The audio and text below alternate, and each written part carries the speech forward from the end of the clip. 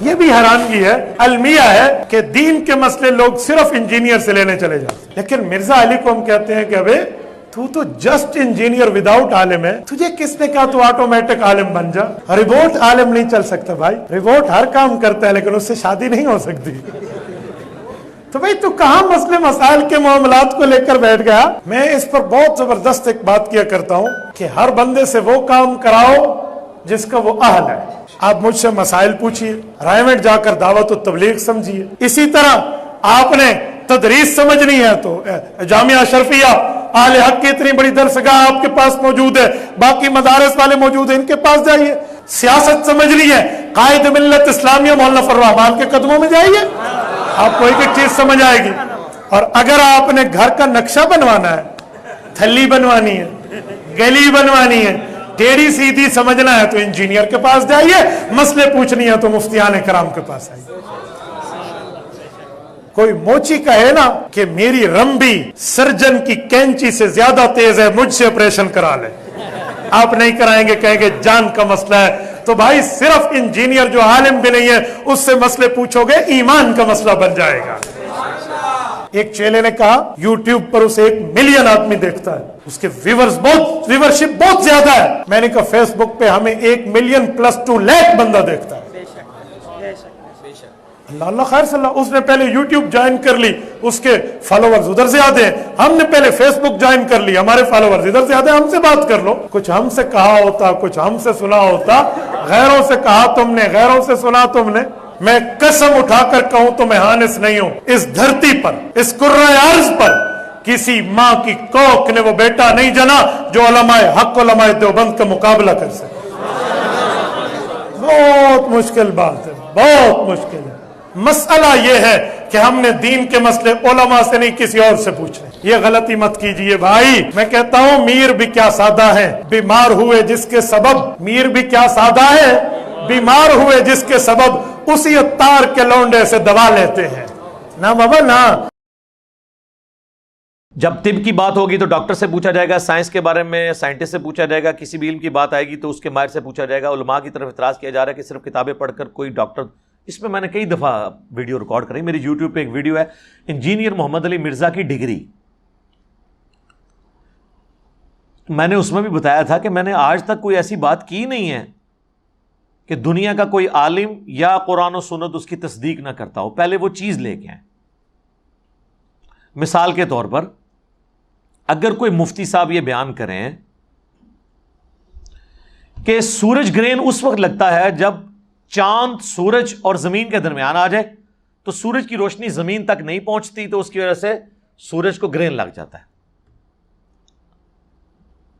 پھر آپ کو سورج گرہن کی نماز کا طریقہ بھی وہ بتاتے ہیں، چلے وہ تو بخاری مسلم سے بتا دیں گے نماز کسوف کا طریقہ، لیکن جب سورج گرہن کی ڈیفینیشن کو مفتی کرتا ہے، آج تک کسی اس کے اسٹوڈنٹ نے کہا سر آپ تو سائنٹسٹ نہیں ہیں، آپ اسٹرونومی کے فیلڈ کے بندے کے نہیں ہیں، آپ کیوں بتا رہے ہیں کہ سورج گرہن اس طرح لگتا ہے؟ یہ ہم کسی سائنٹسٹ سے پوچھیں گے، آج تک ہوا ہے کبھی ایسے؟ تو پھر یہ سائنٹسٹ کا ہی حوصلہ ہے کہ لوگوں کو اجازت دیتے ہیں کہ ان کی باتوں کو کوٹ کیا جائے۔ علماء بھی کیڑی جتنا دل نہ رکھیں، کیونکہ لوگ کہتے ہیں بات ٹھیک کر رہے ہیں، اور جب آپ اس مفتی سے پوچھیں گے تو وہ بھی کہے گا کہ میں نے سائنس کی تعلیم اس طریقے سے، میں نے باقاعدہ اسکول کالج سے تو نہیں حاصل کی، لیکن میرے علم ہے کہ ایک سائنٹیفک فینومینا ہے، تو آپ اس پہ اعتراض بھی نہیں کرتے۔ دین کے بارے میں کیوں اعتراض شروع کر دیتے ہیں؟ اچھا، پھر اگلی بات جو آپ کو ہضم بھی نہیں ہوگی کہ ڈگری کیڑے فرقے دی؟ بریلویوں کی ڈگری اگر دیوبندی مانتے ہوتے تو بریلوی علماء کو مانتے ہیں نا، بریلویوں کے علماء کو دیوبند کی پبلک بھی گمراہ سمجھتی ہے، تو اس کا مطلب ہے عالم نہیں نہ مانتی، یعنی دیوبندی کیا ڈاکٹر طاہر القادری کو گمراہ نہیں کہتے؟ پھر عالم تو نہیں مانتے، جب گمراہ کہہ دیا تو ایک عام آدمی سے بھی زیادہ ورس ڈگری اس کو دے دی۔ اور بریلوی عوام کیا تقی عثمانی صاحب کو، طارق جمیل صاحب کو عالم مانتی ہے، یا الیاس گمن صاحب کو، یا دیوبندی حنیف قریشی صاحب کو مان لیں، یا بریلوی دیوبندی مل کے توصیف راشدی صاحب کو مان لیں؟ نہیں مانتے۔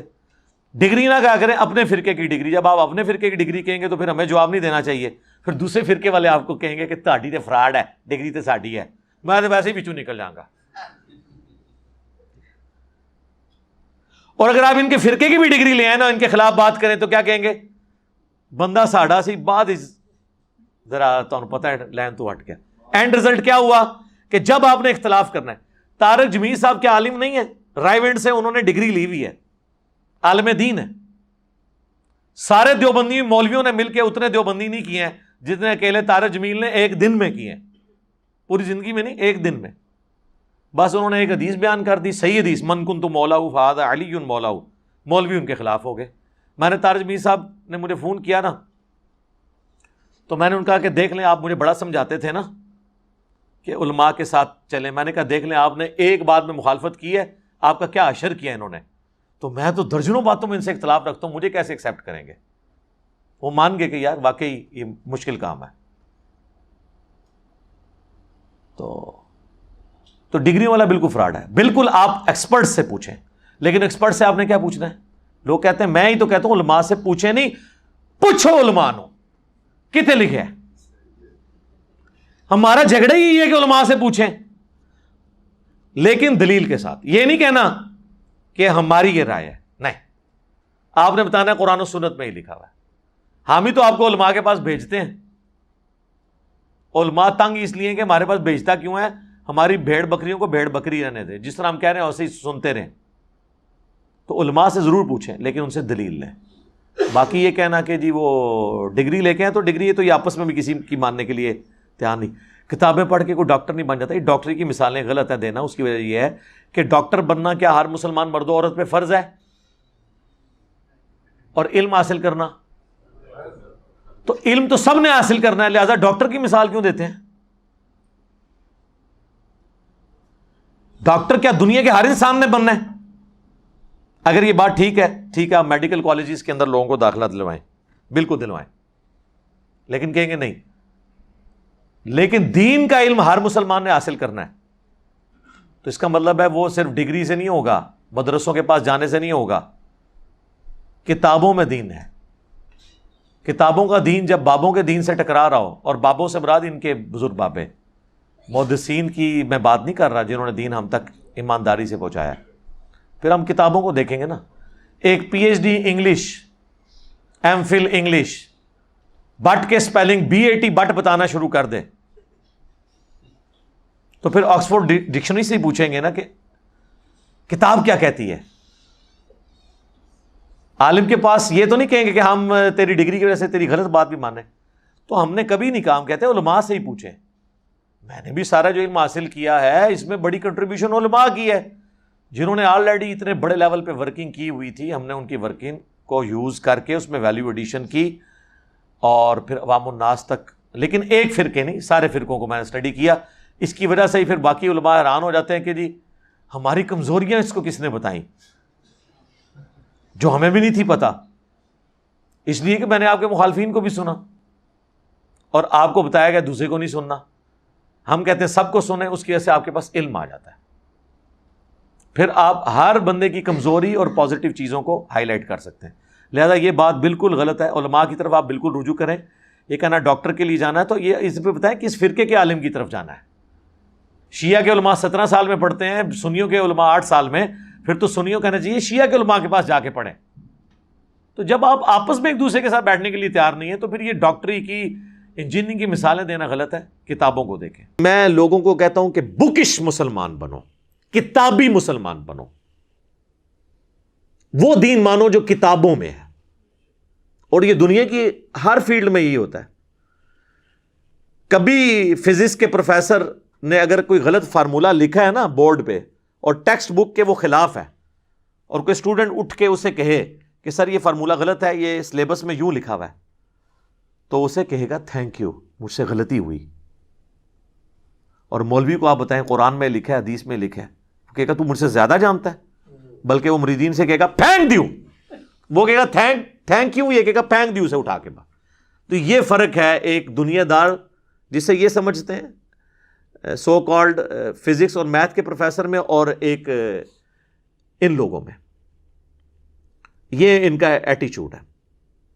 ہمارے نبی الاسلام نے تو واضح حکم دیا صحیح بخاری میں، بلغوا عنی ولو آیا، پہنچا دو میری طرف سے خواہ ایک آیت ہی تمہیں آتی ہو۔ ڈگری تو آپ کو نبی الاسلام دے گئے۔ آپ مجھے بتائیں اگر ایک پرائمری اسکول کا بچہ آپ سے کہے کہ سورۃ البقرہ کی آیت نمبر 279 میں لکھا ہے کہ جو لوگ سود کھاتے ہیں اللہ اور اس کے رسول کا اعلان جنگ ہے ان کے خلاف، تو آپ اسے کہیں گے جب تک تیرے پاس عالم کی ڈگری نہ ہوئی میں آیت نہیں تیری مانوں گا چاہے قرآن میں بھی لکھی ہوئی، تو آپ کی اپنی ڈگری کا ایمان بھی فارغ ہو جائے گا۔ آپ نے قرآن کو فالو کرنا ہے، ہم بھی ریفرنسز کو دیتے ہیں، آپ ان کو فالو کریں، اور ان کا انکار، آپ اللہ رسول کا انکار کر رہے ہیں عز وجل و صلی اللہ علیہ وآلہ وسلم، ہمارا تو کوئی لینا دینا نہیں ہے، ہم تو ریفرنس سامنے رکھ دیتے ہیں۔ تو یہ دنیاوی ٹیچرز میں تو پھر بھی حوصلہ ہے کہ وہ بکش ہے، ہمیں تو اس سے بھی بڑھ کر صحیح بخاری میں حدیث ہے کہ انسانی شکل میں آ کے شیطان نے آیت الکرسی کا وظیفہ دیا تھا حضرت ابو ہریرہ کو۔ نبی علیہ السلام فرمایا 3 دنوں سے جو تیرا مہمان آ رہا ہے نا، وہ لبادہ اوڑھ کر ایک چور کا انسانی شکل میں، تجھے تو نہیں پتا چلا وہ کون ہے، لیکن وہ شیطان تھا جو انسانی شکل میں آیا، لیکن اس نے یہ بات سچی کی ہے کہ جو رات کو آیت الکرسی پڑھ کر سو جائے صبح تک ایک فرشتہ اللہ تعالیٰ اس کی حفاظت پہ مامور کر دیتا ہے۔ ہمیں تو یہ تعلیم دی گئی ہے کہ شیطان بھی اگر سچی بات کرے اور وہ قرآن و حدیث کے مطابق ہو تو آپ نے لے لینی ہے، لیکن یہ کہتے ہیں نہیں جی نہیں لینی، علی کی تو نہیں لینی ہے، ٹھیک ہے، تو انہوں نے تو اللہ کے نبی علیہ السلام کی بات نہیں لی ہوئی ہے تو میری کہاں سے لینی ہے؟ تو اب چونکہ میں کہتا ہوں کہ دین آسمانوں سے نازل ہوا ہے، دین کوئی بابا بنا نہیں سکتا، دین وہ ہے جو اللہ اور اس کے محبوب علیہ السلام نے بتایا ہے۔ بکش مسلمان بنو، اور اسی کو میں جھنجھوڑتا بھی ہوں کہ مرنے سے پہلے اے مسلمان کر لے اس پہ غور، کتابوں کا خدا اور ہے بابوں کا خدا اور، بابے بھی اسی خدا کو مانتے ہیں، بابوں کو چھوڑ دیں، ہندو، کرسچنز، جیوز، بدھسٹ، سکھ، سب ایک خدا کو مانتے ہیں، لیکن ان کوالٹیز کے ساتھ نہیں جو قرآن و سنت میں آئی ہیں۔ جب تک مسلمان بھی ان کوالٹیز کے ساتھ نہیں مانے گا تو پھر ہم یہی کہیں گے پھر تو کسی اور خدا کو مان رہا ہے۔ تو میں جب یہ بات کرتا ہوں تو اس کا مطلب ہے بکش مسلمان بنو۔ کیا ایسی کوئی حدیث ہے کہ علماء کرام کی زیارت کرنا بنی اسرائیل کے پیغمبروں کی زیارت کے برابر ہے؟ نہیں، ایسی کوئی حدیث میرے علم میں تو نہیں ہے۔ ویسے یہ لوگ ہمارے عموماً بیان کر دیتے ہیں نا کہ اس امت کے جو علماء بنی اسرائیل کے پیغمبروں کی طرح ہیں، یہ ایک قول زرعی کے طور پہ تو ٹھیک ہے، علماء جو ہیں وہ انبیاء کے وارث ہیں، یہ بھی بات بالکل ٹھیک ہے۔ ظاہر ہے انبیاء کا تو کی وراثت تو علم دین ہے نا، علماء ہی اس کو لے کے چلیں گے۔ اب آپ نے پوچھنا کس فرقے کے علماء؟ علماء حق یعنی امام بخاری، امام مسلم، ہم تو جن کے نام پتہ ہیں انہی کے لے سکتے ہیں نا۔ تو انبیاء کی طرح سے مراد یہ نہیں ان کا مرتبہ انبیاء کی طرح ہے، نہیں، انبیاء کی طرح سے مراد ہے ان کا منصب انبیاء کی طرح ہے۔ منصب انبیاء کا کیا تھا؟ اللہ کی دعوت۔ تو پوری امت کو کہا گیا کنتم خیر امۃ اخرجت للناس تأمرون بالمعروف وتنہون عن المنکر، لہذا یہ کہ یہ علماء والا کام چھوڑیں، یہ پوری امت بنی اسرائیل کے پیغمبروں کی طرح ہے۔ لو جی نویں گل ہے، علماء نہیں سر، پوری امت بنی اسرائیل کے پیغمبروں کی طرح ہے، کیونکہ ان زمانوں میں پیغمبر آگے دعوت کا کام کرتے تھے، اور ختم نبوت کی وجہ سے اللہ تعالیٰ نے وہ پیغمبروں والا کام اس امت کو ٹرانسفر کر دیا۔ اب پیغمبر تو کوئی نہیں آنا، لہذا پوری امت، قرآن میں لکھا ہے پوری امت پیغمبروں والے اس کام کو لے کے چل رہی ہے۔ کی طرح سے مراد یہ ہے، مرتبے کی بات نہیں ہو رہی۔